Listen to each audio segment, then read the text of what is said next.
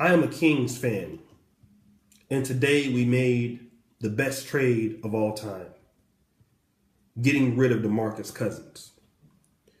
Now, of course, people are saying this is one of the worst trades in NBA history because we get Tyreek Evans back, a man who's had 3 knee surgeries in the last 18 months, Buddy Hield, and some other bench warmers and future first and second round picks.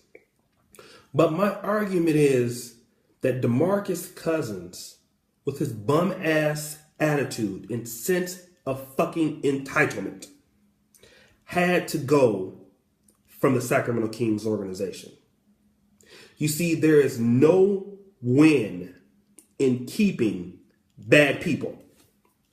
I don't give a fuck if the nigga was scoring 45 points a game, 30 rebounds, and shooting 75% three-point percentage. There's no fucking I in team. And Demarcus Cousins is emotional. He is a punk. He is a sensual, entitled, single mother, son, fatherless, son-ass nigga. He's bad for the locker room. He's bad for the organization. What am I trying to say here? I would have traded Demarcus Cousins for a pack of empty Newports. You see, there is no benefit in keeping bad people. Clips off. I'm getting ready to preach. Or let's talk about that girlfriend that you love so much. For you men who are wondering how I can make this case, let's say how beautiful she is. She's so sexy. She looks so good. Every time you go out, people are jealous of you. She's great in bed. She sucks your dick. But you see, at the end of the month, this bitch spends all your money. You catch her cheating.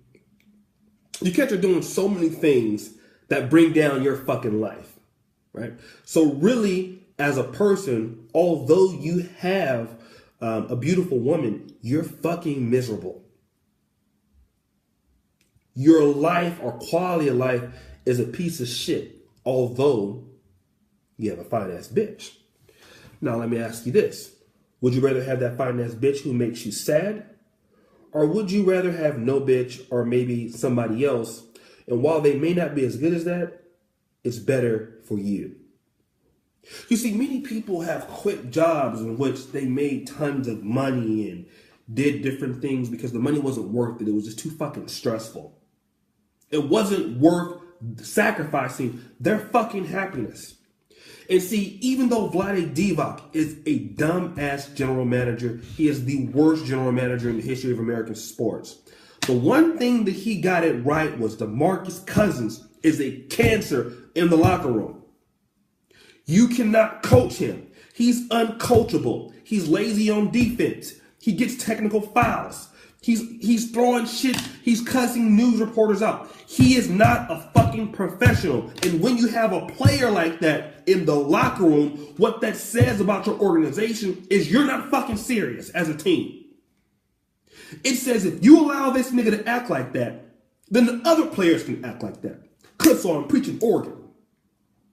I'm really fucking preaching here.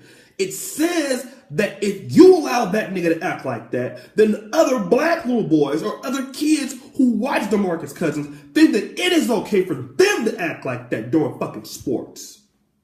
And he is a poor sportsman.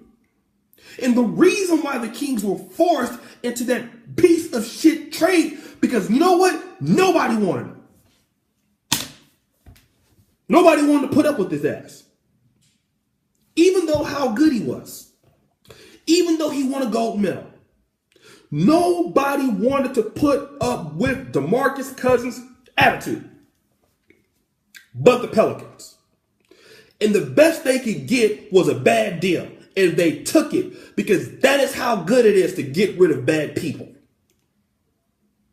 How many people do you know they buy an expensive fucking Ferrari or a car they can't afford and they drive it around the city and everybody likes it? Looks good. Works really good. But do you know what? You can't afford it. You're struggling to pay it. And although you have to let that car go, you're financially free. You ain't got to worry about making that $2,000 a month payment. You can breathe again, even if it means walking.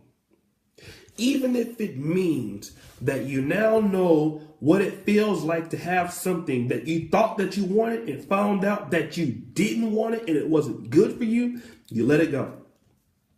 This is why you have so many men pretending that, not wanting to date certain women, not wanting to date American women, refusing to take women out on dates. And the reason why, the juice isn't worth the squeeze. And that is what the Sacramento Kings told Demarcus Cousins. It doesn't matter how good you are, nigga. We are tired of your motherfucking shit. Get your shit and get the fuck out of here. Take your bad attitude and your bad ways to New Orleans. We will miss your 30 points and your how many rebounds you got. But when you're dealing with a motherfucker that got potential and they don't want to reach it, you can't fuck with them. And another part, I was listening to Skip Bayless this morning. The thing about Demarcus Cousins and the Kings is, how could it be a bad trade? Because Demarcus Cousins never took the Kings to the playoffs.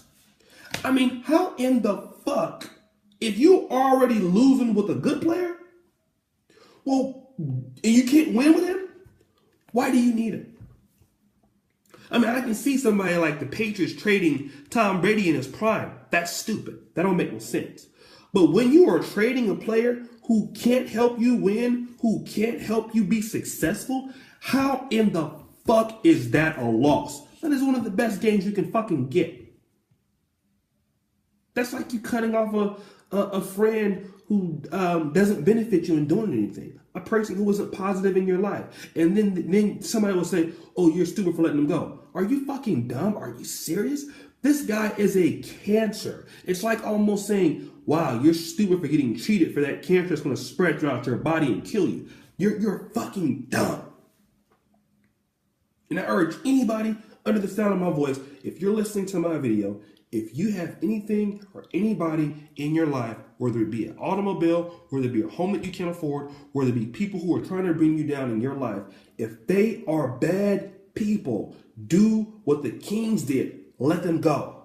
It's not worth keeping people who keep you losing, who keep you down, who keep you in a fucked up position. And that is exactly what happens when you get Demarcus Cousins, a person who is fucking emotional, a person who is uncontrollable, a person who doesn't listen to authority, a person who is a fucking fatherless child of a single black mother. He acts like a fucking bitch. You cannot build anything with people who think like that. You need players who want to play the game, players who respect the coach, players who respect the league, and he is a bad fucking example to any child out there or any teenager out there who's playing the game of basketball, because they feel when something doesn't go their way, they're going to bitch and act like Demarcus Cousins, and nobody checks them on that. This is liberalism. This is what happens when you allow single mothers and their children to play professional sports. They ruin professional sports. Literally, Demarcus Cousins is one of the reasons why basketball stinks now. These piss-ass single mother black boys get in the NBA, and this is what they do. And now you're supposed to cater to these players and make them or honor them and change everything around them because they don't want to listen. Fuck him. He should not even be in the NBA right now. Literally, he should be suspended for the whole year. He shouldn't even be playing as an eligible player in the NBA based on how he acts. He is bad for the sport. I don't give a fuck what he gives for charity or what he does. That's good. That doesn't excuse his piss poor behavior on the court as an African American athlete. He is a bad example for the game of fucking basketball. And the Kings should have traded him for a box of lambskin condoms if they couldn't get shit else. They should have gave that nigga away. And I'm telling you, you better give your problems away to another motherfucker. Now it's the New Orleans Pelicans problem. And sometimes you gotta rebuild and start back over again, man. There are so many dudes out here who've been took by women and hadn't gotten divorced and came to the rock bottom, and they're doing much better because they had to start over again. And it's not a problem to start over again. It's just not. So for all of you people saying that the Kings made a bad trade, you're stupid. You never make a bad decision when you get rid of bad people. It's the best trade they could do. And for that matter, they shopped him around. I'm pretty sure they did. Nobody wanted to touch him. So what does that fucking tell you about him? If nobody wants to touch a player like that, that means that that player is a bad player. He is a cancer in the locker room. People would rather lose or rather not have his talent than to deal with his attitude. That just goes to show you what kind of person he is. So like I said, shout out to everybody who's been supporting the NegroManosphere.com Calypso, Oregon.